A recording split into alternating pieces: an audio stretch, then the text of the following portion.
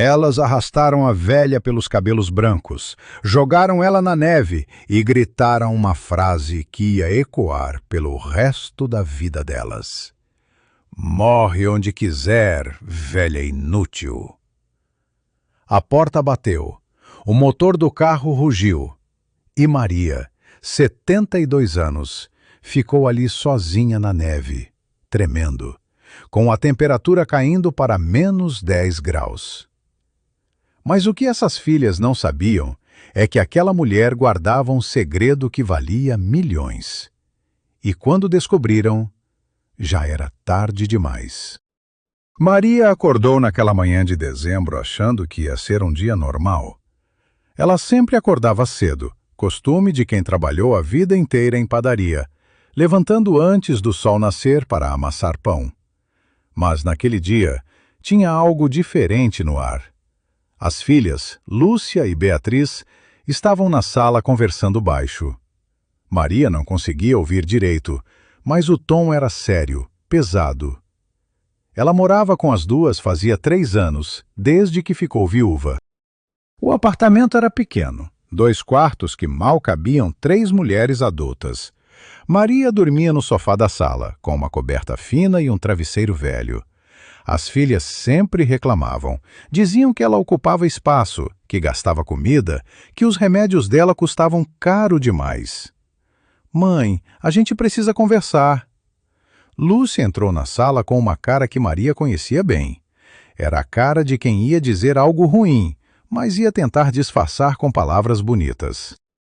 Beatriz veio atrás, evitando olhar nos olhos da mãe. Maria sentou no sofá onde dormia toda a noite. As costas doíam. Ela tinha problema na coluna, consequência de 40 anos carregando peso na padaria. Fala, minha filha, o que foi? Lúcia respirou fundo e começou. Mãe, a gente já conversou sobre isso entre nós. A situação está insustentável. O apartamento é pequeno. A gente tem contas para pagar, tem vida própria. A senhora já tem 72 anos. Está na hora da senhora ir para um lugar mais adequado. Maria sentiu o coração apertar. Lugar mais adequado?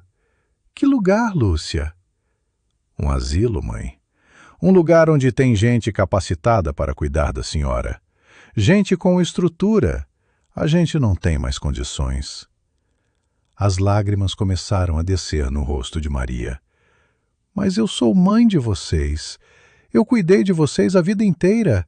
Eu trabalhei que nem uma condenada para dar estudo, dar roupa, dar comida. E agora vocês querem me jogar num asilo? Beatriz, que tinha ficado quieta até ali, explodiu. A senhora sempre joga isso na nossa cara. Sempre essa história de sacrifício. A gente sabe o que a senhora fez, mas isso não significa que a gente tem que carregar a senhora para sempre. A gente tem direito de viver nossas vidas. Maria ficou em choque. Aquela era a filha mais nova. A que ela tinha amamentado até os 2 anos, porque a menina não aceitava a mamadeira. A que ela tinha ficado acordada noite após noite, quando a criança tinha febre. A que ela tinha vendido as próprias joias para pagar uma cirurgia de apendicite de emergência. Vocês não estão falando sério. Vocês não podem estar falando sério. Lúcia pegou uma sacola que estava atrás do sofá. Já botamos as coisas da senhora aqui. Roupas, remédios, documentos, tá tudo dentro. Maria olhou para aquela sacola velha, rasgada em um canto, e sentiu que estava vivendo um pesadelo. Para onde vocês querem que eu vá? A senhora dá um jeito. A senhora sempre deu um jeito antes. Agora vai ter que dar de novo. Mas está nevando lá fora. Está menos 10 graus. Eu vou morrer de frio. Beatriz cruzou os braços.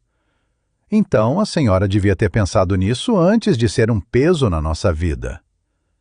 Foi nesse momento que Maria entendeu. Não havia conversa. Não havia negociação. As filhas já tinham decidido tudo, e pior, elas não sentiam nem um pingo de remorso. Lúcia pegou o braço de Maria com força. Levanta, mãe, vamos logo. Maria tentou resistir, mas estava fraca. Ela tinha tomado o remédio de pressão de manhã e estava tonta. As duas filhas a arrastaram até a porta. Maria agarrou no batente, implorando: "Pelo amor de Deus, meninas, eu sou mãe de vocês. Eu te pari, Lúcia. Eu te amamentei, Beatriz. Como vocês conseguem fazer isso?" Lúcia soltou os dedos da mãe do batente, um por um. "A gente consegue, porque a gente não aguenta mais. A senhora virou um fardo, e a gente não quer mais carregar." Elas abriram a porta. O vento gelado entrou como uma faca. A neve caía pesada, grossa, daquele jeito que cobre tudo em minutos. Maria estava de chinelo e camisola fina. Não tinha casaco, não tinha gorro, não tinha nada. Beatriz jogou a sacola na neve. As coisas da mãe se espalharam. Roupas velhas, frascos de remédio, papéis amarelados. "Vocês vão se arrepender disso!" Maria gritou com a voz que ainda tinha. "Vocês vão pagar por essa crueldade!" Lúcia riu. Uma risada fria, cruel. "A senhora acha que a gente tem medo de quê? De karma? De Deus? A gente só está fazendo o que é melhor para a gente." Elas empurraram Maria para fora. A velha caiu de joelhos na neve. A dor nos joelhos foi imediata, queimando que nem fogo. Ela tentou levantar, mas as mãos afundaram no gelo. Por favor, não me deixem aqui. Eu vou morrer." "Morre onde quiser, velha!" Beatriz gritou antes de bater a porta. O barulho da porta batendo ecoou na rua vazia. Maria ficou ali, de joelhos na neve, ouvindo o carro das filhas ligar e ir embora. Ela olhou para os lados. Não tinha ninguém. Aquela rua do subúrbio estava deserta por causa do frio. As luzes das casas estavam apagadas, todo mundo trancado dentro de casa, protegido do inverno brutal. Maria juntou as roupas que tinham caído da sacola. Suas mãos tremiam tanto que mal conseguia segurar nada. Ela vestiu uma blusa por cima da camisola, mas não adiantou muito. O frio perfurava tudo. Ela tentou andar, mas as pernas não obedeciam direito. A tontura estava pior. Ela encostou numa árvore, tentando recuperar o fôlego. As lágrimas congelavam no rosto dela antes de cair. Como foi que chegou naquele ponto? Como foi que as meninas que ela criou, que ela amou mais que a própria vida, conseguiram fazer aquilo? Maria lembrou de quando Lúcia nasceu, há 45 anos. Ela tinha segurado aquele bebezinho nos braços e prometido que ia dar tudo para aquela criança. E tinha dado. Tinha dado a vida inteira. Tinha vendido a própria casa para pagar a faculdade de Lúcia. A menina queria ser advogada e a faculdade custava caro. Maria tinha pegado o dinheiro da venda da casa que o marido tinha deixado e tinha dado tudo para a filha estudar. Ficou morando de favor na casa de uma amiga durante 5 anos, trabalhando em 2 empregos para sobreviver. E Beatriz, a caçula. A menina tinha ficado doente aos 10 anos, uma doença grave no coração. Os médicos disseram que precisava de uma cirurgia urgente. O convênio não cobria. Maria tinha trabalhado dia e noite, fazendo faxina, lavando roupa, vendendo bolo na rua. Juntou cada centavo durante um ano inteiro até conseguir pagar a cirurgia. Beatriz sobreviveu e cresceu saudável. E agora, aquelas 2 mulheres tinham jogado ela na neve para morrer. A neve estava ficando mais forte. Maria não sentia mais os pés. Ela olhou para a sacola molhada e viu um envelope amarelado aparecendo entre as roupas. Era a escritura. Os documentos do terreno que o marido tinha deixado. Ela nunca tinha contado para as filhas sobre aquele terreno porque achava que não valia nada. Era um pedaço de terra abandonado que o marido tinha ganho numa ação trabalhista há muitos anos. Mas Maria guardava aqueles papéis com carinho, como última lembrança do homem que tinha amado. E agora estava ali, encharcado de neve, junto com ela, esperando o fim. Maria não sabia quanto tempo tinha passado. Podia ter sido 1 hora, podiam ter sido 3. O frio tinha parado de doer. Isso era ruim. Ela sabia que quando o frio parava de doer, era porque o corpo estava desistindo. Ela estava encostada numa parede de tijolo, meio escondida debaixo de uma marquise que protegia pouco, mas protegia alguma coisa. Seus pensamentos começaram a vagar. Ela lembrou de quando era jovem, antes de se casar. Tinha 17 anos e trabalhava numa fábrica de tecidos. Foi lá que conheceu José, o homem que ia ser o pai das suas filhas. Ele era operário na mesma fábrica, sorriso largo, mãos calejadas de trabalhar. Eles se apaixonaram rápido. José era um bom homem, trabalhador, honesto, carinhoso. Eles se casaram e vieram as meninas. Primeiro Lúcia, depois Beatriz. Foram anos difíceis, de muito aperto, mas foram anos felizes. José chegava do trabalho cansado, mas sempre tinha um beijo para ela, sempre tinha um abraço para as meninas. Ele tinha partido fazia 5 anos, ataque cardíaco fulminante. Um dia estava lá, rindo, conversando, vivo. No outro dia, estava frio, parado, morto. Maria nunca tinha se recuperado completamente daquela perda. E agora ela ia reencontrar ele. Ia partir também. Ia congelar ali naquela rua e ia encontrar José do outro lado. Pelo menos ele não vai ver o que as filhas fizeram comigo, Maria pensou. Pelo menos ele não vai saber que as meninas que a gente criou com tanto amor viraram essas criaturas. Uma luz apareceu no fim da rua. Maria levantou os olhos com esforço. Era um carro. Vinha devagar, cuidadoso por causa da neve. Ela tentou levantar a mão para acenar, mas o braço não respondia. O carro passou direto. O motorista nem viu ela ali, encolhida na sombra. Mais meia hora se passou, ou talvez tenha sido 15 minutos. Maria não conseguia mais medir tempo.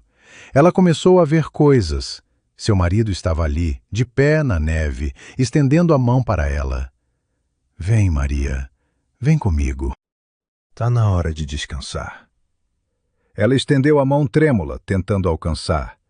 Só mais um pouquinho e eu chego até você, José. Outra luz, mais forte dessa vez, e uma voz. Meu Deus do céu, tem alguém aí? Maria sentiu mãos a tocando, mãos quentes. A senhora está ouvindo? A senhora está viva? Ela tentou abrir os olhos, mas as pálpebras estavam pesadas. Conseguiu abrir uma fresta. Viu um homem de cabelos grisalhos, óculos, cara de preocupação. Calma, eu vou te ajudar. Vou te levar para o hospital. Não, hospital não, Maria murmurou. Leva para sua casa. Só por hoje. Prometo que amanhã eu vou embora. O homem pegou ela no colo. Era um homem forte apesar da idade. Não se preocupa com amanhã agora. Vamos te aquecer primeiro. Ele colocou Maria no banco de trás do carro, ligou o aquecedor no máximo, jogou um cobertor em cima dela. Maria olhou para ele com os olhos embaçados. Quem é o senhor? Meu nome é Pedro. Sou médico aposentado. Moro aqui perto. E a senhora? Maria. Tá tudo bem, Maria. Eu vou cuidar da senhora. O carro começou a andar. Maria fechou os olhos e pela primeira vez naquela noite terrível, ela se sentiu segura. Ela não sabia quem era aquele homem, mas Deus tinha colocado ele no caminho dela. E ela estava grata. Minutos depois o carro parou. Pedro ajudou Maria a descer e a entrar numa casa quentinha, aconchegante. Tinha cheiro de sopa e café. Tinha luz amarela nas paredes. Tinha um sofá macio onde ele colocou ela com cuidado. Enquanto isso, do outro lado da cidade, Lúcia e Beatriz estavam comemorando. Elas tinham aberto uma garrafa de vinho caro, daquele que custa mais de R$ 100. Estavam sentadas no sofá que tinha sido da mãe, rindo, conversando sobre os planos. Finalmente a gente conseguiu se livrar daquele peso. Lúcia disse, tomando um gole grande. Agora a gente pode usar o dinheiro do aluguel para fazer uma viagem. Que tal Cancún? Beatriz brindou. Cancún, a gente merece. Passou anos cuidando daquela velha, aguentando reclamação, gastando com remédio. Agora é hora da gente viver. Elas riram alto.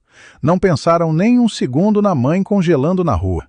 Não sentiram peso na consciência. Não tiveram pesadelo.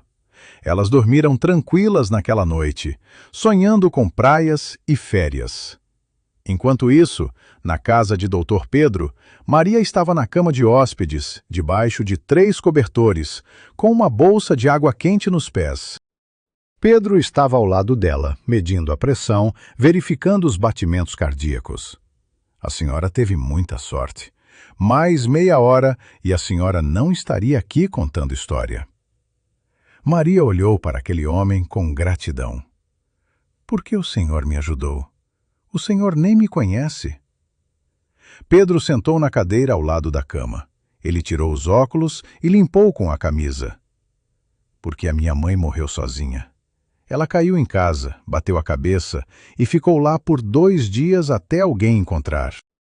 Eu estava viajando a trabalho, não estava presente. Desde aquele dia eu prometi que ia ajudar todo idoso que cruzasse meu caminho. Maria sentiu as lágrimas voltarem, mas dessa vez não era de tristeza, era de gratidão. O senhor é um homem bom, doutor. Me chama de Pedro. E descansa agora. Amanhã a gente conversa. Ele saiu do quarto e deixou a porta entreaberta. Maria olhou para o teto. Ela estava viva. Contra todas as probabilidades, ela estava viva. E ela tinha uma certeza agora. Aquelas filhas que tentaram matá-la iam pagar. Não por vingança, mas por justiça. Maria acordou com cheiro de café. Ela abriu os olhos devagar, confusa, sem saber onde estava. Levou alguns segundos para lembrar. A casa do Dr. Pedro, o resgate, a noite na neve. Ela virou a cabeça e viu luz do sol entrando pela janela. Tinha sobrevivido à noite. Estava viva. Ela tentou levantar, mas o corpo reclamou. Tudo doía. As costas, as pernas, os braços. Tinha uma dor aguda nos dedos dos pés, sinal que estavam voltando à circulação. Ela olhou para as mãos. Estavam enfaixadas. Pedro devia ter cuidado dela durante a noite. Bom dia! Pedro entrou no quarto com uma bandeja. Tem café, pão, geleia. A senhora precisa comer alguma coisa? Maria sentou na cama com esforço. Pedro colocou a bandeja no colo dela. Ela pegou a xícara de café com as mãos trêmulas e tomou um gole. Estava quentinho, forte, perfeito. Como o senhor dorme? Dormi pouco. Fiquei acordado a maior parte da noite vigiando a senhora.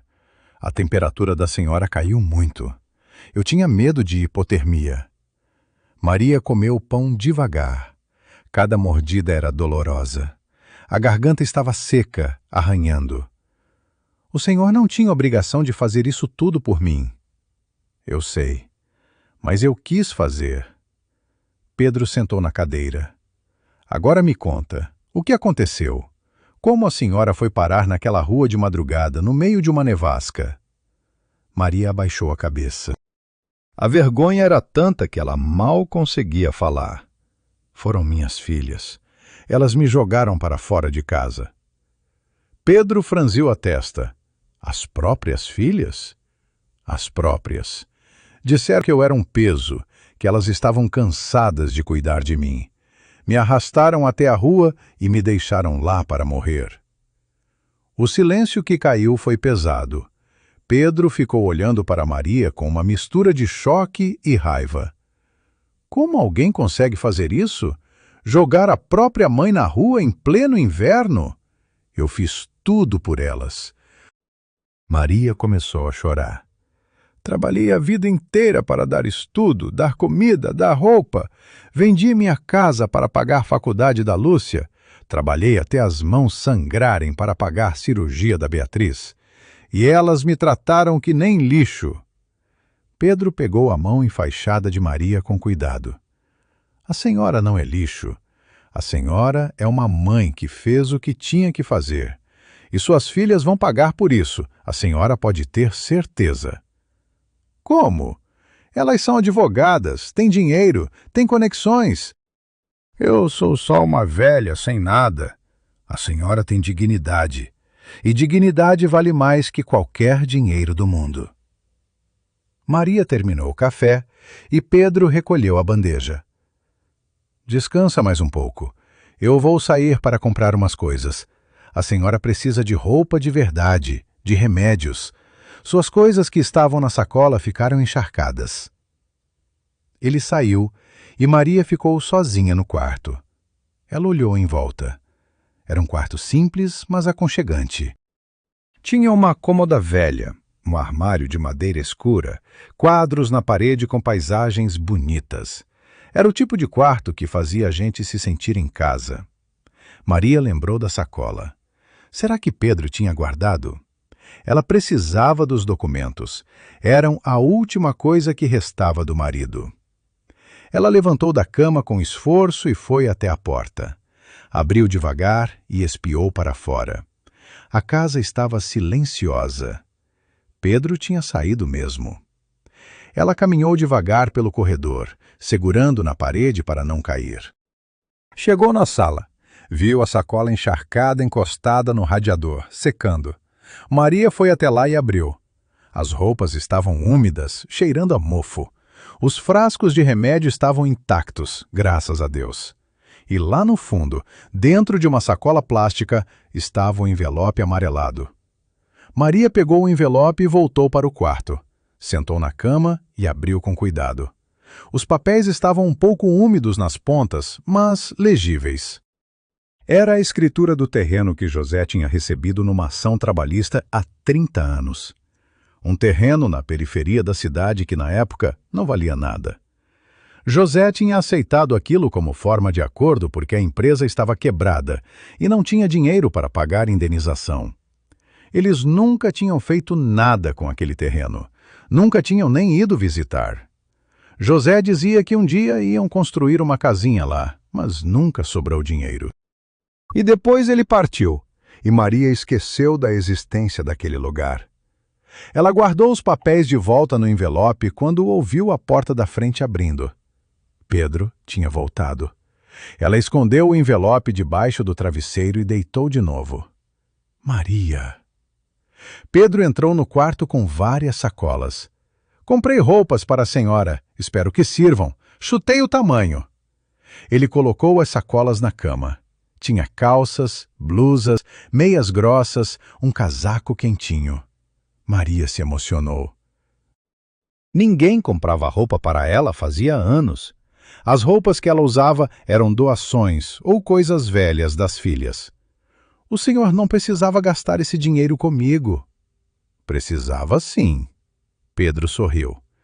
E olha, eu comprei uns remédios também. Vi os nomes nos frascos molhados e repeti a receita. A senhora toma para pressão, né? Tomo. E para diabetes também. Diabetes? Pedro franziu a testa. A senhora está com a glicose controlada? Mais ou menos. Quando sobra dinheiro para comprar o remédio. A partir de agora vai sobrar, pode confiar. Naquela tarde, depois de tomar banho quente e vestir roupa limpa, Maria se sentiu gente de novo. Ela e Pedro sentaram na sala, tomando chá. A conversa fluía fácil. Ele contou sobre a vida de médico, sobre os anos trabalhando em hospital público. Ela contou sobre a padaria, sobre os anos amassando pão antes do sol nascer. E suas filhas? Pedro perguntou. A senhora vai entrar em contato com elas? Nunca mais. Maria disse com firmeza. Elas me abandonaram para morrer. Para mim, Elas morreram também. A senhora tem certeza disso? Tenho. Mas tenho medo que elas venham me procurar. Tenho medo que me achem e me obriguem a voltar. Elas não vão fazer isso. Não enquanto eu estiver vivo. Pedro segurou a mão de Maria. A senhora pode ficar aqui quanto tempo quiser. Essa casa é grande demais para um velho sozinho. Maria sentiu um calor no peito. Um calor que não tinha nada a ver com o chá quente ou o aquecedor ligado. Era o calor de ser acolhida, de ser tratada com dignidade, de ser valorizada. Pedro, eu preciso te contar uma coisa. Ela pegou o envelope debaixo do sofá onde tinha escondido. Eu tenho esses papéis. É uma escritura de um terreno que meu marido recebeu faz muito tempo. Eu nunca dei importância, sempre achei que não valia nada. Mas está aqui comigo. Pedro pegou o envelope e começou a ler. Ele era médico, não advogado, mas entendia o básico de documentos. Ele leu uma vez, depois leu de novo, devagar. A cara dele foi mudando. Maria, a senhora sabe onde fica esse terreno? Sei, mais ou menos. É na Zona Leste, num bairro que era periferia na época. Esse bairro hoje é zona comercial. Cresceu muito nos últimos 20 anos. Se esse terreno ainda existe, ele pode valer dinheiro. Maria deu risada. Dinheiro? Aquele terreno abandonado? Acho difícil. Mas Pedro não estava rindo. Ele estava sério. Maria, eu acho que a senhora precisa falar com um advogado. Precisa verificar se essa escritura ainda é válida, se o terreno ainda está no nome do seu marido. Maria ia responder quando o telefone de Pedro tocou. Ele atendeu. Alô? Sim, sou eu. Quem fala? A cara dele mudou. Ele olhou para Maria. É um advogado. Ele está perguntando se eu conheço uma Maria da Silva. Maria congelou. Como um advogado sabia que ela estava ali? Pedro colocou o telefone no viva voz. Boa tarde, doutor Pedro. Meu nome é Rafael Santos, sou advogado. Estou procurando pela senhora Maria da Silva há algumas semanas. Meus investigadores rastrearam que ela pode estar com o senhor. Como o senhor conseguiu meu número? Pedro perguntou desconfiado. Tenho meus métodos. O importante é que preciso falar com a senhora Maria urgentemente. É sobre um assunto de propriedade. Um terreno que pertence a ela. Maria e Pedro se entreolharam. Maria fez sinal para ele continuar. Que terreno? Pedro perguntou, fingindo não saber de nada. Um terreno na zona leste da cidade. Pertenceu ao falecido marido dela, José da Silva. Uma empresa construtora está interessada em adquirir esse terreno. O valor da oferta é muito alto. Por isso, preciso falar com a senhora Maria pessoalmente. Pedro desligou o telefone. Ele olhou para Maria. Eu tinha razão. Esse terreno vale dinheiro. Muito dinheiro. Maria estava pálida. Quanto? Quanto é muito dinheiro? Só tem um jeito de descobrir. Vamos marcar uma reunião com esse advogado. Mas só vamos se a senhora quiser. Se a senhora preferir, a gente ignora e finge que esse telefone nunca tocou. Maria pensou por um longo minuto. Toda a vida dela tinha sido de pobreza, de trabalho duro, de sacrifício. E agora estava dizendo para ela que tinha dinheiro esperando? Parecia mentira, parecia sonho, ou pior, parecia armadilha. Marca a reunião. Se for armadilha, a gente descobre. Se for verdade, a gente também descobre. Pedro ligou de volta para o advogado e marcaram para o dia seguinte.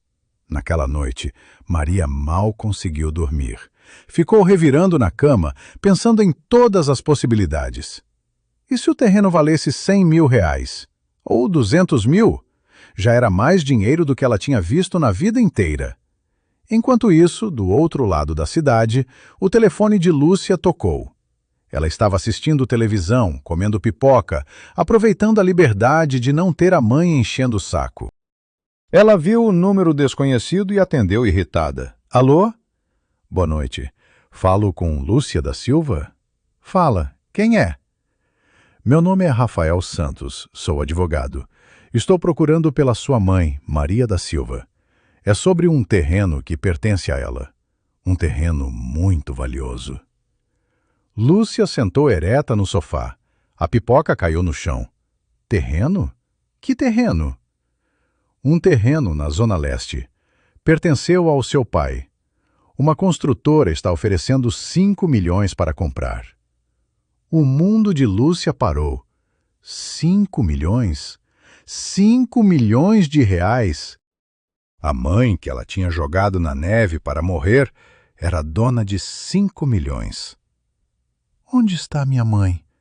Ela perguntou com a voz tremendo. É exatamente o que estou tentando descobrir. A senhora sabe onde ela está? Não, não sei. Ela saiu de casa faz alguns dias e não voltou mais. Entendo. Bom, se a senhora tiver qualquer informação, entre em contato comigo. É muito importante. Esse é meu número. Ele desligou. Lúcia ficou ali, paralisada, com o telefone na mão. 5 milhões. 5 milhões de reais. Ela gritou para a irmã. Beatriz! Beatriz, vem aqui! Beatriz veio correndo da cozinha. O que foi? Por que você está gritando? A mãe tem um terreno que vale 5 milhões! Beatriz deixou cair o copo que estava segurando. O vidro se espatifou no chão, mas nenhuma das duas se importou. O quê? Como assim 5 milhões? Um advogado acabou de ligar. Disse que uma construtora quer comprar um terreno que era do pai, e o terreno está no nome da mãe. As duas irmãs se entreolharam. O peso do que tinham feito caiu sobre elas como uma tonelada de tijolo. Elas tinham jogado a mãe na neve. Tinham deixado ela para morrer, e agora descobriam que ela valia milhões. A gente precisa encontrar ela, Beatriz disse com desespero. A gente precisa achar a mãe antes que seja tarde demais. Tarde demais para quê? Para salvar ela ou para salvar o dinheiro? Beatriz não respondeu, mas as duas sabiam a resposta. Não era preocupação com a mãe, era ganância pura. Era o desespero de perder uma fortuna. Como a gente vai achar ela? Ela pode estar em qualquer lugar, pode estar morta. Não diz isso, Lúcia gritou. Ela não pode estar morta. Não pode. A gente precisa encontrar ela viva. Por quê? Para pedir perdão ou para pegar o dinheiro? As duas coisas. Lúcia estava passando as mãos no cabelo, nervosa. A gente pede perdão, traz ela de volta para casa, cuida bem dela e quando ela partir, a gente fica com a herança. E se ela não aceitar voltar? Vai ter que aceitar. Ela não tem para onde ir, não tem dinheiro, não tem ninguém. A gente é tudo que ela tem. Mas elas estavam erradas. Maria tinha encontrado algo muito mais valioso que filhas interesseiras. Ela tinha encontrado dignidade. E ela tinha encontrado Pedro, um homem que a tratava como ser humano, não como peso. Na manhã seguinte, Maria e Pedro foram ao escritório do advogado. Era um prédio alto no centro da cidade. Rafael Santos os recebeu com um sorriso enorme. Ele era um homem jovem, de uns 40 anos, terno caro, pasta de couro legítimo. Senhora Maria, é um prazer imenso conhecê-la. Eu estou procurando pela senhora há semanas. Pois é, eu não estava fácil de ser encontrada. Maria disse, sentando na cadeira acolchoada. Rafael abriu uma pasta e tirou vários papéis. Vou direto ao ponto. O terreno que pertenceu ao seu marido está numa área que cresceu exponencialmente. Hoje é zona comercial nobre. Uma construtora grande quer comprar para fazer um shopping center. E quanto eles estão oferecendo? 5 milhões. Mas eu acho que consigo negociar por 6, ou até 7. Depende de quanto a senhora quer apertar. Maria não conseguia processar aqueles números. 7 milhões de reais. Era dinheiro que ela nem sabia contar. Era uma fortuna impossível para alguém que passou a vida ganhando salário mínimo. Mas tem um problema. Rafael continuou. Para vender o terreno, a gente precisa regularizar a documentação. Precisa fazer o registro em cartório. Precisa atualizar a escritura. E como a senhora tem herdeiras, elas vão precisar assinar alguns documentos também. Herdeiras? Pedro perguntou. As filhas dela, Lúcia e Beatriz. Elas são herdeiras legais. Se a senhora vender o terreno agora, uma parte do dinheiro vai para elas automaticamente. Maria sentiu o sangue ferver. Aquelas víboras que tinham tentado matá-la iam receber milhões? Nunca. Nem morta. E se eu não quiser que elas recebam nada? Rafael coçou a cabeça. Bom, legalmente, enquanto a senhora estiver viva, o terreno é totalmente seu. A senhora pode vender, pode doar, pode fazer o que quiser. Mas se a senhora partir sem testamento, metade vai automaticamente para as filhas. Então eu vou fazer um testamento, Maria disse com firmeza. Vou deixar tudo para quem eu quiser, e não vai ser para elas. Rafael olhou para Pedro, depois para Maria. Senhora Maria, eu preciso alertá-la que suas filhas podem contestar o testamento. Podem alegar que a senhora estava sob influência, que não estava em pleno uso das faculdades mentais. Deixa elas contestarem. Eu vou estar morta mesmo. Não vou me importar. Pedro segurou a mão de Maria. Maria, calma. Vamos pensar bem nisso. Não precisa decidir nada hoje. Eu já decidi. Aquelas mulheres me jogaram na neve para eu morrer. Elas não merecem 1 centavo do meu dinheiro. Rafael juntou os papéis. Entendo. Bom, vou começar a preparar a documentação para a regularização do terreno. Vai demorar uns 2 meses. Enquanto isso, a senhora pensa no que quer fazer com o dinheiro da venda. Eles saíram do escritório. Maria estava tremendo de raiva. Pedro a levou para tomar um café numa lanchonete próxima. Ela tomou o café quente, tentando se acalmar. Pedro, eu sei que parece cruel, mas elas tentaram me matar. Como eu posso deixar dinheiro para quem fez isso comigo? Não precisa deixar. Você está no seu direito. Mas, Maria, pensa bem. Talvez elas não soubessem do terreno. Talvez, se soubessem, não teriam feito o que fizeram. Isso torna a situação melhor ou pior? Elas só me querem se eu tiver dinheiro? Que tipo de filhas são essas? Pedro não tinha resposta, porque ele sabia que Maria estava certa. Enquanto isso, Lúcia e Beatriz estavam virando a cidade de cabeça para baixo procurando a mãe. Foram em asilos, abrigos, hospitais. Nada. Maria tinha sumido que nem fumaça. E cada dia que passava, o desespero crescia. Até que 1 semana depois, um investigador particular que Beatriz contratou bateu na porta delas. Eu encontrei sua mãe. As duas quase pularam de alegria. Onde? Onde ela está? Ela está morando com um médico aposentado chamado Pedro Santos, numa casa na Zona Norte. Aqui está o endereço. Lúcia pegou o papel com o endereço. Beatriz correu para comprar presentes, flores, chocolates. Elas ensaiaram um discurso de arrependimento. Ensaiaram as lágrimas. Ensaiaram cada palavra. No dia seguinte, 2 carros pararam na frente da casa de Pedro. Lúcia e Beatriz desceram com os braços cheios de presentes. Tocaram a campainha. Pedro abriu a porta.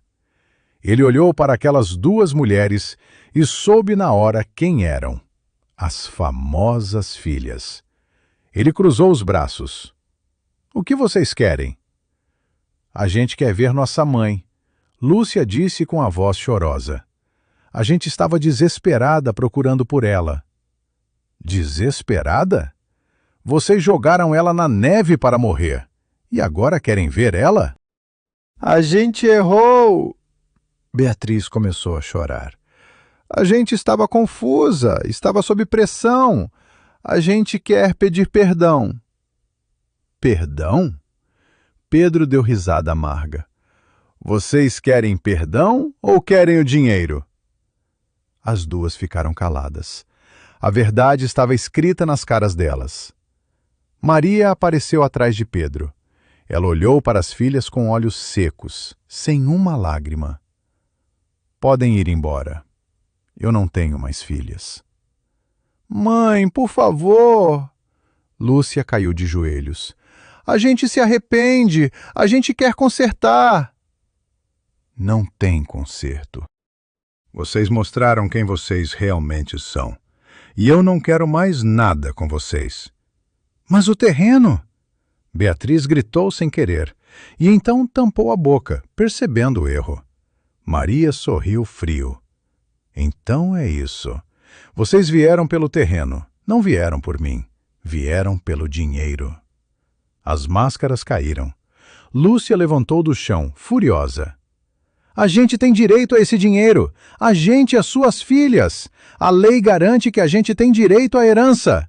Vocês vão ter o que a lei mandar.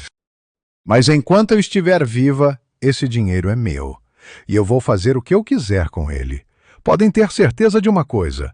Vocês não vão ver um centavo enquanto eu respirar. Pedro fechou a porta na cara delas. Lúcia e Beatriz ficaram do lado de fora, gritando ameaças, prometendo processos. Mas Maria não se importava. Ela tinha encontrado algo que valia mais que qualquer dinheiro. Ela tinha encontrado paz. E ela tinha encontrado vingança. A vingança doce de negar às filhas interesseiras exatamente o que elas mais queriam. Uma semana tinha passado desde que Lúcia e Beatriz descobriram sobre o terreno. Uma semana de inferno puro. Elas não conseguiam dormir, não conseguiam comer, não conseguiam pensar em outra coisa que não fosse aqueles milhões escorregando pelos dedos delas. Lúcia tinha perdido 5 quilos. Ela passava os dias ligando para advogados, perguntando se tinha alguma forma legal de obrigar a mãe a vender o terreno e dividir o dinheiro. A resposta era sempre a mesma. Enquanto Maria estiver viva e lúcida, o terreno é dela. Ela faz o que quiser. Beatriz estava pior ainda. Ela tinha perdido o emprego. Faltou tantos dias procurando a mãe que o chefe perdeu a paciência e mandou ela embora. Agora estava sem renda, com contas acumulando e uma fortuna tão perto, mas tão longe. A gente precisa fazer ela mudar de ideia. Beatriz disse naquela tarde. Estavam sentadas na sala, cercadas de papéis, contas vencidas, cartas de cobrança. A gente precisa convencer ela que a gente se arrepende de verdade. E como a gente faz isso? Lúcia estava com a cara entre as mãos. Ela não quer nem ver a gente. Fechou a porta na nossa cara. A gente insiste. A gente vai lá todo dia se for preciso. A gente implora. A gente chora. A gente faz o que for necessário. Mas era mais complicado que isso. Porque não era só questão de convencer Maria. Era questão de desfazer anos de negligência, meses de maltratamento e aquela noite terrível na neve. Como é que se conserta uma coisa dessas? O marido de Lúcia entrou na sala. Ele estava com uma cara de poucos amigos. Lúcia, a gente precisa conversar. Agora não, Ricardo. Estou ocupada. Ocupada? Você está ocupada há uma semana. Você não come, não dorme, não conversa comigo. Você só pensa nesse maldito dinheiro. É muito dinheiro, Ricardo. São milhões. A gente podia pagar todas as nossas dívidas, podia viajar, podia ter uma vida melhor. Ricardo sentou na frente dela. Olhou nos olhos da esposa que ele conhecia há 15 anos. E eu me pergunto, se sua mãe não tivesse esse dinheiro, você teria voltado para buscar ela? Lúcia abriu a boca para responder, mas não saiu som, porque a resposta era não. Se Maria não valesse milhões, ela estaria morta na neve, e Lúcia estaria vivendo sua vida tranquilamente. É o que eu pensei. Ricardo levantou. Eu não consigo mais viver com você sabendo o que você fez, sabendo que tipo de pessoa você realmente é. Eu quero o divórcio. O mundo de Lúcia desabou. Ricardo, não! Por favor! A gente pode resolver isso! Não tenho que resolver. Você jogou sua própria mãe na neve. Que tipo de monstro faz isso? E agora você só quer ela de volta por causa do dinheiro? Eu não reconheço mais quem você é. Ele saiu da sala. Lúcia ouviu a porta do quarto batendo. Ela olhou para Beatriz em pânico. Ele não está falando sério. Ele não pode estar falando sério. Beatriz estava branca. O namorado dela tinha terminado 2 dias atrás pelo mesmo motivo. Quando ele descobriu o que ela tinha feito com a mãe, chamou ela de monstro e sumiu da vida dela. A gente destruiu tudo. Beatriz sussurrou. Por causa de ganância. Por causa de egoísmo. A gente destruiu tudo. Ainda dá tempo de consertar? Lúcia gritou. A gente vai até aquela casa de novo. A gente vai implorar de joelhos, se for preciso.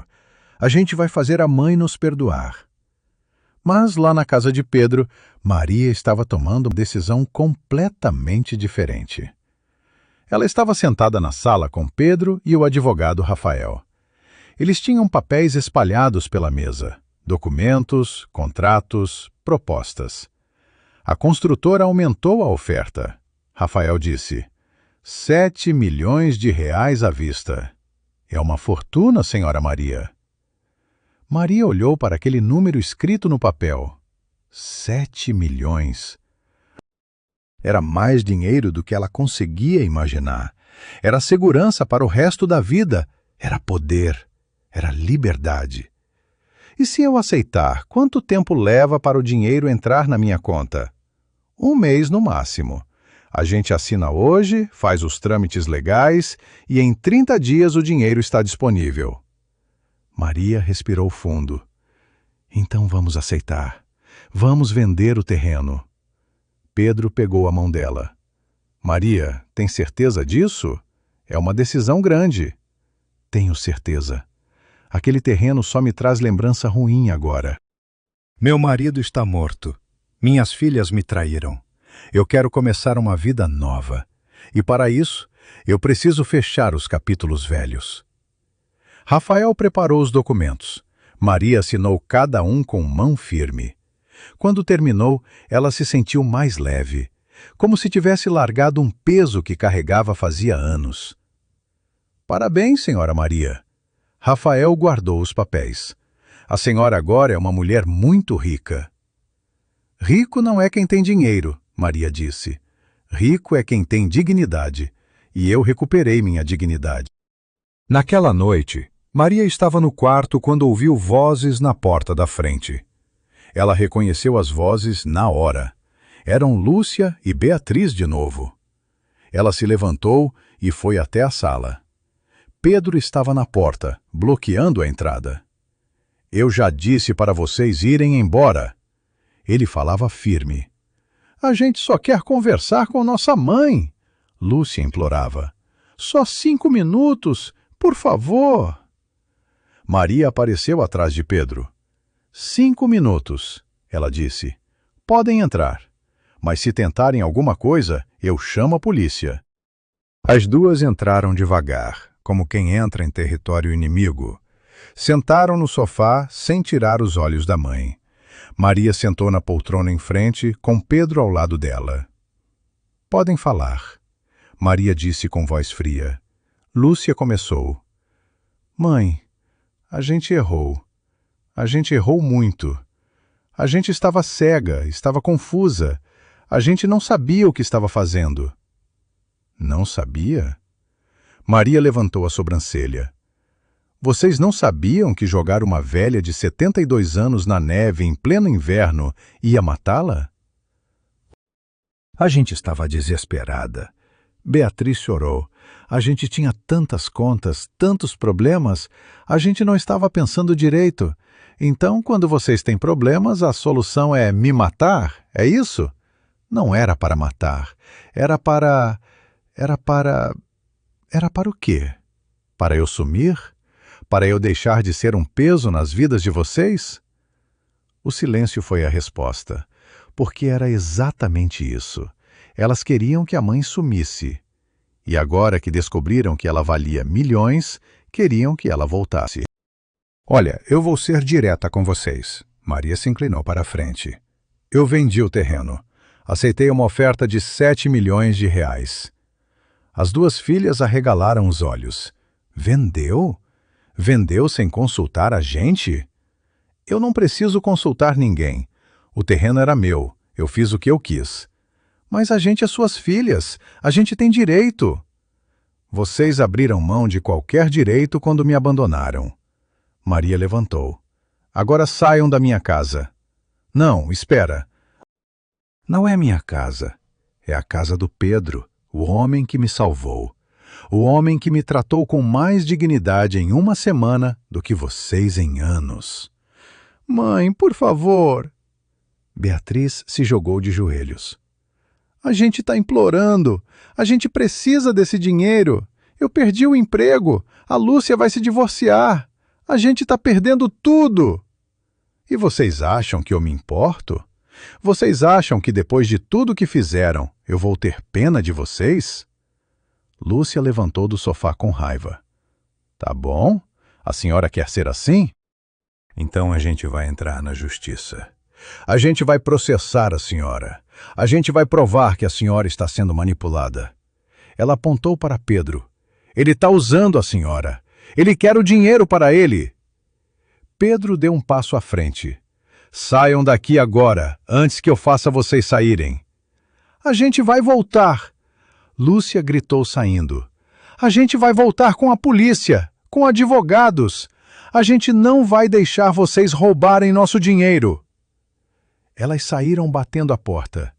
Pedro trancou com chave. Maria sentou de novo, cansada.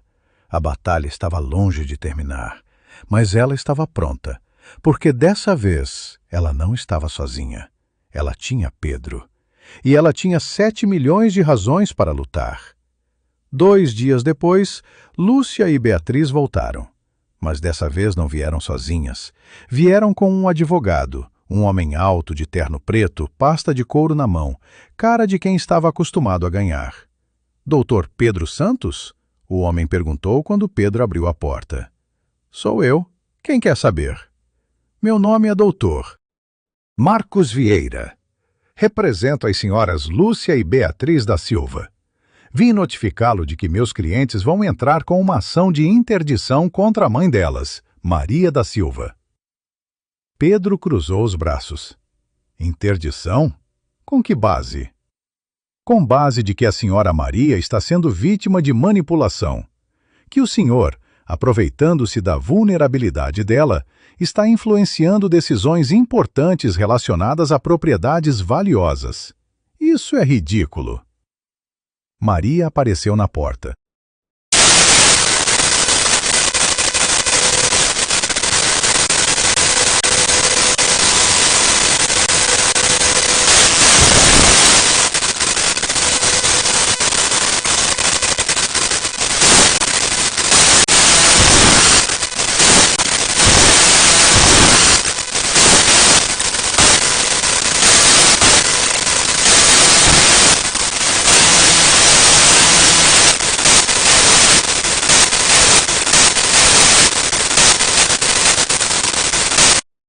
A gente pode sentar e conversar como gente civilizada.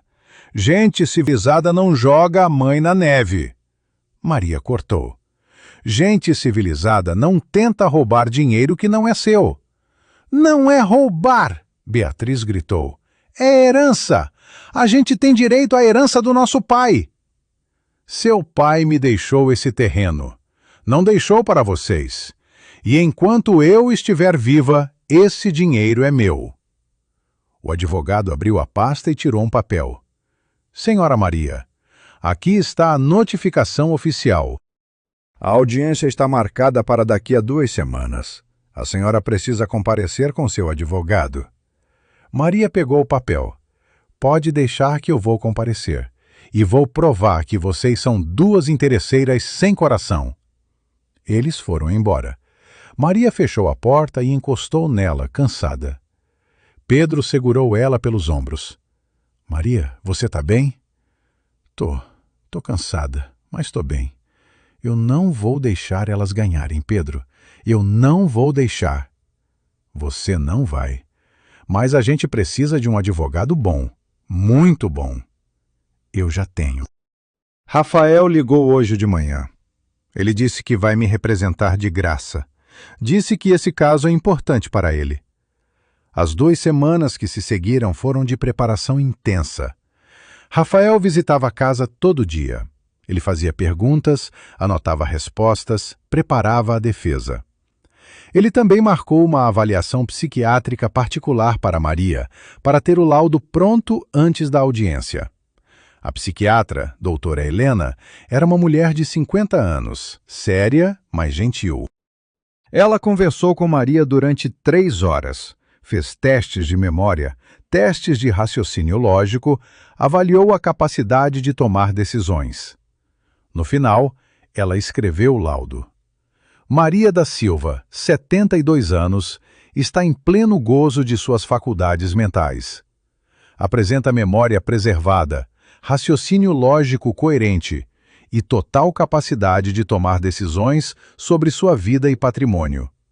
Não há sinais de demência, confusão mental ou manipulação externa. Rafael guardou o laudo com satisfação. Com isso aqui, elas não têm chance. Mas Lúcia e Beatriz não estavam desistindo.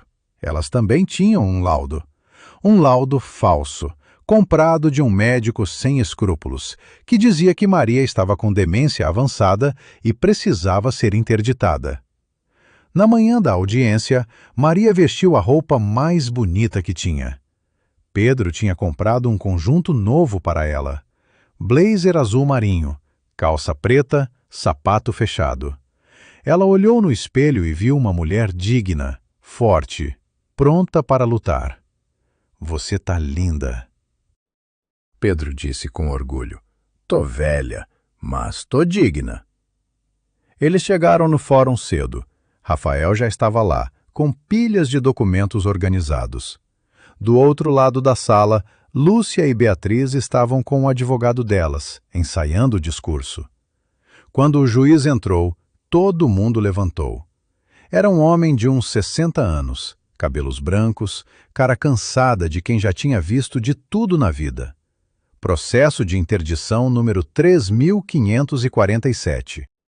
As requerentes Lúcia da Silva e Beatriz da Silva buscam a interdição da mãe, Maria da Silva, alegando incapacidade mental.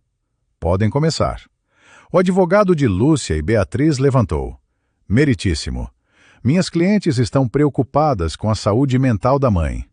Ela tem 72 anos e recentemente fez uma venda de propriedade no valor de 7 milhões sem consultar a família. Acreditamos que ela está sendo manipulada por esse homem. Ele apontou para Pedro. Doutor. Pedro Santos, que convenientemente apareceu na vida dela no momento em que ela ficou sabendo do valor do terreno. Ele a acolheu em casa, ganhou a confiança dela e agora está influenciando todas as decisões dela. Rafael levantou. Objeção, meritíssimo. Não há nenhuma prova de manipulação. O doutor Pedro salvou a vida da senhora Maria depois que as próprias filhas a abandonaram na neve. O juiz levantou a sobrancelha. Abandonaram? Pode explicar melhor? Rafael contou toda a história. O abandono na neve, o resgate por Pedro, a descoberta do terreno. A sala ficou em silêncio. Até o juiz estava chocado. É verdade isso? Ele perguntou olhando para Lúcia e Beatriz. Vocês abandonaram sua mãe na neve? Foi um mal-entendido, Lúcia tentou explicar. A gente estava sob pressão, a gente não estava pensando direito. Mal-entendido?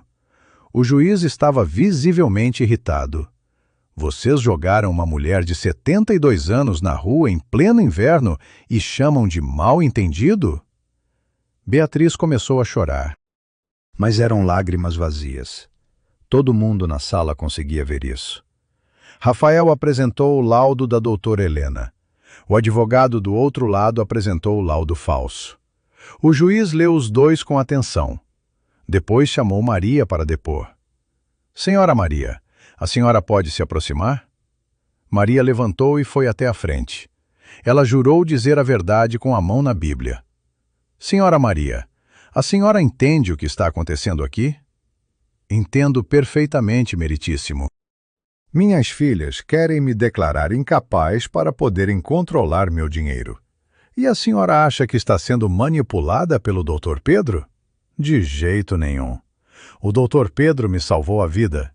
Ele me tratou com dignidade quando minhas próprias filhas me trataram pior que cachorro de rua. Eu confio nele mais do que confio em qualquer outra pessoa no mundo. O juiz fez várias perguntas. Perguntou sobre o terreno, sobre a venda, sobre os planos de Maria para o dinheiro.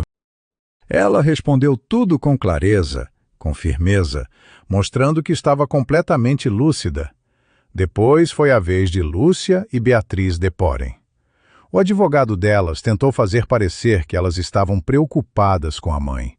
Mas Rafael destruiu o discurso delas com perguntas simples.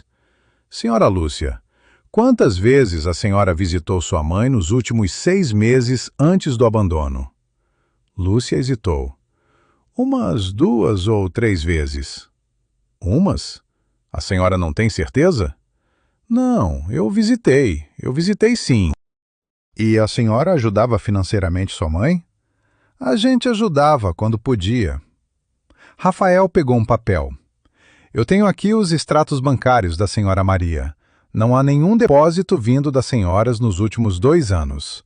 Como explicam isso? As duas ficaram caladas. Rafael continuou. E tem mais uma coisa, meritíssimo. As requerentes só apareceram depois que descobriram sobre o terreno. Antes disso, abandonaram a mãe para morrer. Isso não é preocupação familiar. Isso é ganância pura. O juiz bateu o martelo. Eu já vi o suficiente. O pedido de interdição é negado. A senhora Maria está em pleno uso de suas faculdades mentais. Ela tem total direito de fazer o que quiser com seu patrimônio. Caso encerrado. Lúcia e Beatriz explodiram. Começaram a gritar, a xingar o juiz, a acusar tudo e todos. Segurança teve que ser chamado para remover elas da sala. Maria saiu do fórum com a cabeça erguida. Ela tinha vencido. Tinha provado que era capaz. Tinha mostrado para todo mundo que dignidade não se compra e não se vende. 1 mês depois da audiência, o dinheiro da venda do terreno entrou na conta de Maria. 7.200.000 reais. Rafael tinha conseguido negociar um valor ainda maior. Maria olhou para o extrato bancário e não conseguiu acreditar. Ela, que tinha passado a vida ganhando salário mínimo, agora tinha milhões. A primeira coisa que ela fez foi pagar todas as despesas de Pedro. Os meses que ela tinha ficado lá, a comida, os remédios, as roupas. Pedro tentou recusar, mas Maria insistiu. Eu não vivo de favor, eu pago minhas contas. Depois ela comprou uma casa. Nada muito grande, nada muito luxuoso. Uma casa simples de 3 quartos num bairro tranquilo. Ela ofereceu para Pedro morar com ela, mas como amigo, como família de verdade. Ele aceitou. Mas Maria não guardou todo o dinheiro para ela. Ela doou 1 milhão para um abrigo de idosos abandonados. Doou outro 1 milhão para um hospital público que tratava pacientes de graça. Ela sabia o que era precisar de ajuda e não ter. A notícia da doação saiu nos jornais. Idosa que foi abandonada pelas filhas doa milhões para a caridade. A história de Maria se espalhou pela cidade. Ela virou exemplo, virou inspiração. Mas para Lúcia e Beatriz foi o oposto. Elas viraram piada. Viraram exemplo do que não se deve fazer. As pessoas na rua apontavam, cochichavam, julgavam. Aquelas são as mulheres que jogaram a mãe na neve. Que vergonha! Lúcia perdeu tudo. O marido pediu divórcio e levou metade do patrimônio. Ela teve que vender o apartamento para pagar dívidas. Acabou morando num kitnet pequeno, trabalhando num emprego que pagava mal. Beatriz estava pior ainda. Sem emprego, sem namorado, sem dinheiro. Ela teve que voltar para a casa da irmã. As duas viviam se culpando, discutindo, revirando o passado, tentando entender onde erraram. Foi tudo culpa sua. Lúcia gritava.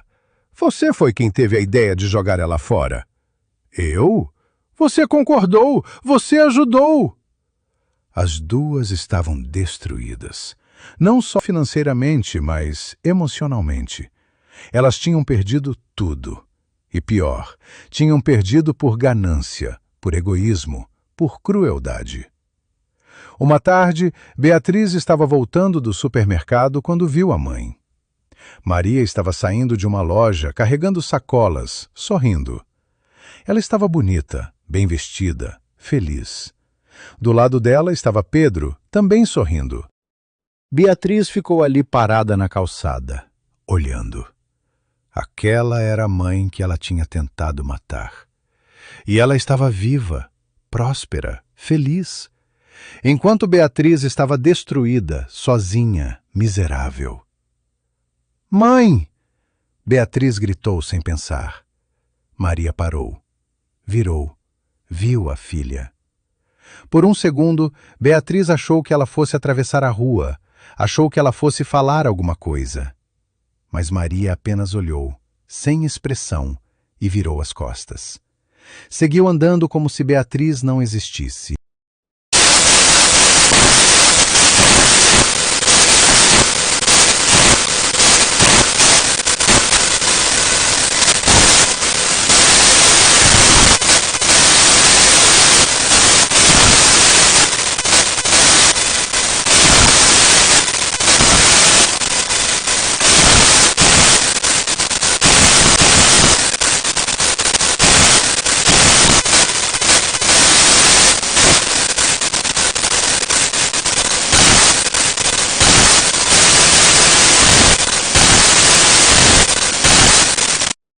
Só pediu uma chance de falar, de explicar, de mostrar que ela estava tentando mudar. Ela mandou a carta para o endereço novo de Maria e esperou. Uma semana passou. 2 semanas. Nenhuma resposta. Mas 3 semanas depois, o telefone de Beatriz tocou. Era um número desconhecido. Ela atendeu com o coração disparado. Alô? Beatriz? Era a voz de Maria. Mãe! Mãe, eu pensei que você nunca ia ligar. Eu li sua carta. Li várias vezes. E eu decidi te dar uma chance. Só uma. Você vai vir aqui em casa amanhã, às 3 horas da tarde. Sozinha. Sem a Lúcia. Sem advogado. Só você e eu. Eu vou, mãe. Obrigada, muito obrigada. Maria desligou sem se despedir. Beatriz ficou ali segurando o telefone, tremendo. Era uma chance.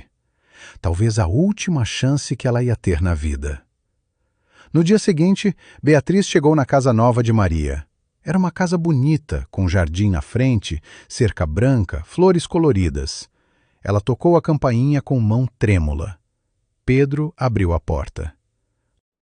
Ele olhou para Beatriz com desconfiança. Entra, mas se você fizer ela chorar, eu te coloco para fora no braço. Beatriz entrou. Maria estava sentada na sala, tomando chá. Ela apontou para o sofá. Senta. Beatriz sentou. Ela estava nervosa, suando, sem saber como começar. Eu li sua carta, Maria disse, e eu acredito que você está arrependida. Mas arrependimento não muda o que você fez. Eu sei que não muda, mas eu queria que você soubesse que eu entendo agora. Eu entendo o que a gente fez. Eu entendo como a gente foi cruel, como a gente foi desumano. Por quê? Por que vocês fizeram aquilo? Porque a gente é egoísta. Porque a gente só pensou em nós mesmas. Porque a gente achou que a senhora era um fardo e que a gente tinha direito de se livrar desse fardo. E você ainda acha isso? Não. Agora eu sei que a senhora nunca foi fardo. A senhora foi mãe. Uma mãe que deu tudo por nós. E a gente retribuiu com crueldade. Maria tomou um gole do chá. Ela estava calma, no controle. Beatriz, eu vou ser honesta com você. Eu não sei se eu consigo te perdoar. Eu não sei se um dia eu vou conseguir olhar para você e sentir amor de mãe de novo.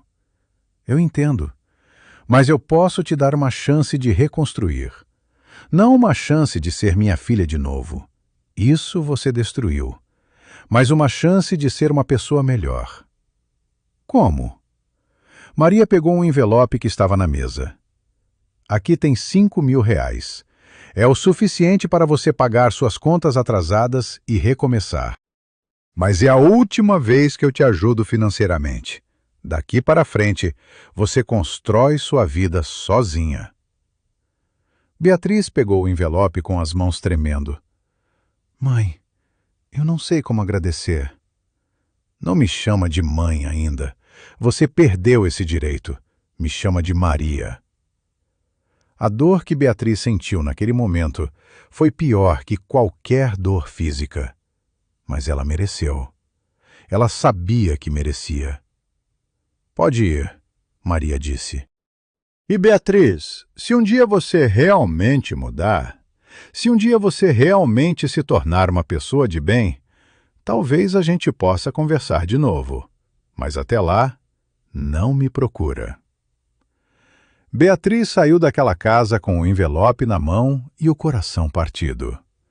Mas pela primeira vez em meses, ela tinha esperança. Esperança de que um dia, talvez, ela pudesse consertar o que tinha quebrado. 6 meses se passaram desde aquele encontro. Maria estava vivendo a melhor fase da vida dela. Ela e Pedro tinham virado parceiros de verdade. Eles cuidavam da casa juntos, faziam as refeições juntos, assistiam televisão juntos. Era uma amizade pura, sem segundas intenções, sem interesse. Maria tinha começado a fazer trabalho voluntário. Ela visitava o abrigo de idosos toda semana, levava comida, conversava com os moradores, fazia companhia. Ela entendia a solidão deles, porque tinha vivido aquilo na própria pele. Ela também tinha voltado a fazer uma coisa que adorava: assar pão. Pedro tinha comprado um forno industrial para casa e Maria passava as manhãs fazendo pães, bolos, tortas. Ela distribuía tudo de graça para vizinhos e para o abrigo. Era a forma dela de retribuir todo o carinho que tinha recebido. Uma tarde, ela estava na cozinha amassando massa quando Pedro entrou com o telefone na mão. Maria, tem alguém querendo falar com você. Quem é? Diz que é nora sua, Viviane. Maria parou de amassar. Viviane era a esposa de Marcelo, o filho que ela nem sabia que existia. Ela nunca tinha tido filhos homens, só as 2 meninas. Ela pegou o telefone confusa. Alô? Dona Maria? Meu nome é Viviane, eu sou ex-esposa do seu genro, marido da Beatriz. Maria franziu a testa. Ela não tinha genro. As meninas não eram casadas quando moravam com ela. O que essa mulher queria? Pode falar. O que você quer? Eu queria pedir desculpas, Viviane começou. Eu soube de tudo o que aconteceu. Meu ex-marido me contou como ele e as cunhadas trataram a senhora. E eu fiquei enjoada. Terminei com ele na hora. Não consigo viver com alguém capaz de fazer uma crueldade dessas. Maria não sabia o que dizer. Aquela era uma completa estranha tomando partido dela contra a própria família. Obrigada por isso. Mas por que você está me ligando? Porque eu tenho um filho pequeno, 2 anos, e ele não tem avó. Minha mãe partiu quando eu era criança, e eu queria saber se a senhora teria interesse em conhecer ele, não como avó de sangue, mas como uma pessoa legal na vida dele. Maria sentiu os olhos encherem de água. Ela tinha esquecido que existiam pessoas boas no mundo, pessoas que escolhiam fazer o certo, mesmo quando era difícil. Eu adoraria conhecer ele. Elas marcaram para o fim de semana. Viviane chegou com um filho no colo. Era um menino lindo, olhos grandes, sorriso fácil. Ele olhou para Maria e estendeu os bracinhos. Maria pegou ele no colo e sentiu uma emoção que ela pensou que nunca mais ia sentir. O amor de cuidar de uma criança. O amor de ser importante para alguém pequeno. Ela passou a tarde inteira brincando com o menino. Pedro também. Eles fizeram aviõezinhos de papel, desenharam no caderno, cantaram músicas bobas. E quando Viviane foi embora, Maria percebeu que tinha ganhado algo precioso. Tinha ganhado uma família nova, pequena, mas verdadeira.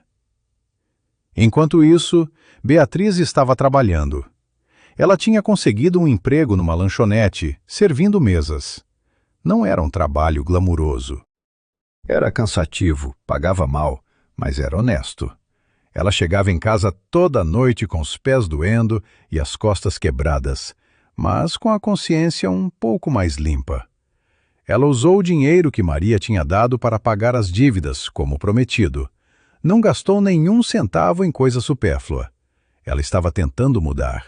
Estava tentando ser a pessoa que a mãe merecia ter criado. Lúcia, por outro lado, não tinha mudado nada. Ela continuava amarga, revoltada, culpando todo mundo menos ela mesma. Ela ainda achava que tinha sido injustiçada, que a mãe era que estava errada em não dividir o dinheiro.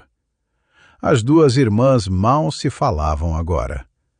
Beatriz tinha tentado conversar com Lúcia sobre mudança, sobre crescimento, sobre se tornarem pessoas melhores. Mas Lúcia não queria ouvir. Você virou o puxa-saco da velha. Lúcia cuspia veneno. Fica aí rastejando, esperando migalha. Eu tenho dignidade. Eu não vou implorar. Mas Beatriz tinha percebido algo importante. Dignidade não era sobre orgulho. Dignidade era sobre fazer o certo, mesmo quando ninguém estava olhando. Era sobre ser honesta, trabalhadora, respeitosa. E ela estava tentando aprender isso todos os dias. 1 ano depois do abandono na neve, Maria completou 73 anos. Pedro fez uma festa surpresa para ela. Chamou os amigos do abrigo, chamou Viviane e o netinho postiço, chamou Rafael e a doutora, Helena. Até Josué, o motorista que tinha ajudado no começo, estava lá. Mas teve uma pessoa que não foi convidada e que apareceu mesmo assim. Beatriz. Ela tocou a campainha no meio da festa com um bolo simples que tinha feito com as próprias mãos. Pedro abriu a porta. O que você quer? Eu só queria entregar isso para a Dona Maria. É aniversário dela hoje. Eu não vou entrar. Só queria deixar o bolo e ir embora. Ele pegou o bolo. Maria apareceu atrás dele. Quem é? É a Beatriz. Ela trouxe um bolo. Maria olhou pela porta e viu a filha. Beatriz estava diferente. Mais magra, mais simples, mas tinha algo nos olhos dela que não tinha antes. Humildade. Entra, Maria disse. Só por hoje, só para o bolo. Beatriz entrou tímida. Todo mundo na festa olhou para ela com desconfiança. Mas Maria apresentou ela simplesmente. Essa é Beatriz. Ela fez um bolo para mim. Eles cortaram o bolo junto com o outro bolo que tinha na festa. Era um bolo simples, mas estava gostoso. Tinha sido feito com carinho. No fim da festa, quando todos foram embora, Beatriz foi também. Mas antes de sair, ela abraçou Maria pela primeira vez em mais de um ano. Obrigada por me deixar entrar hoje. Maria não retribuiu o abraço completamente, mas também não empurrou. Era um começo. Pequeno, frágil, mas era um começo. Depois que Beatriz saiu, Pedro perguntou: Você vai perdoar ela? Eu não sei. Maria respondeu honesta. Mas eu acho que ela está tentando mudar de verdade. E talvez isso seja suficiente. Aquela noite, Maria estava no quintal olhando as estrelas. Pedro sentou do lado dela. Em que você está pensando? Estou pensando em como a vida dá voltas. Um ano atrás, eu estava morrendo na neve, abandonada, sozinha, sem nada. E hoje eu estou aqui, na minha casa, com dinheiro no banco, com amigos de verdade, com uma vida que vale a pena. Você merecia essa virada. Todo mundo merece. Maria olhou para ele. O problema é que nem todo mundo tem sorte de encontrar alguém como você no caminho. Pedro pegou a mão dela. A gente encontrou um ao outro, e isso fez toda a diferença. Eles ficaram ali sentados, em silêncio, olhando as estrelas. Duas pessoas que a vida tinha machucado, mas que tinham escolhido curar juntos. Duas pessoas que tinham aprendido que família não é sangue. Família é escolha, é cuidado, é respeito. E lá no apartamento pequeno, Beatriz estava deitada na cama pensando. Ela tinha um longo caminho pela frente. Anos de trabalho duro para reconstruir o que tinha destruído. Mas pela primeira vez, ela tinha esperança. Tinha visto o olhar da mãe hoje. Não era amor ainda, mas também não era ódio. Era uma possibilidade. E possibilidade era tudo que ela precisava. Lúcia, na cama ao lado, dormia amarga como sempre. Mas Beatriz tinha entendido algo que a irmã não entendia. Vingança não traz paz. Orgulho não traz felicidade. O que traz paz é honestidade. O que traz felicidade é fazer o certo. E ela ia passar o resto da vida tentando fazer o certo. Não para ganhar perdão, não para receber dinheiro, mas para conseguir se olhar no espelho sem sentir nojo, para conseguir dormir sem pesadelos, para conseguir viver sabendo que estava tentando ser melhor. A história de Maria, Pedro, Beatriz e Lúcia não terminou naquela noite. Continuou, como todas as histórias de verdade continuam, com dias bons e dias ruins, com reconciliações lentas e feridas que demoraram anos para sarar. Mas ela mostrou algo importante, que a maior herança que alguém pode deixar não é dinheiro, é dignidade, é caráter. É a lição de que pessoas podem mudar, mas só se realmente quiserem. E que o perdão, quando vem, vem devagar. Não como um presente, mas como uma conquista. E Maria, aos 73 anos, finalmente tinha aprendido a lição mais importante de todas.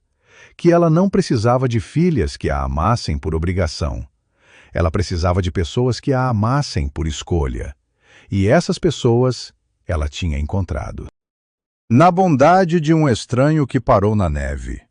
Na amizade que virou família. No recomeço que parecia impossível, mas aconteceu mesmo assim. Porque no fim, a vida não é sobre quanto você tem, é sobre quem você é. E Maria tinha se tornado exatamente quem ela sempre quis ser. Uma mulher livre, digna e finalmente em paz.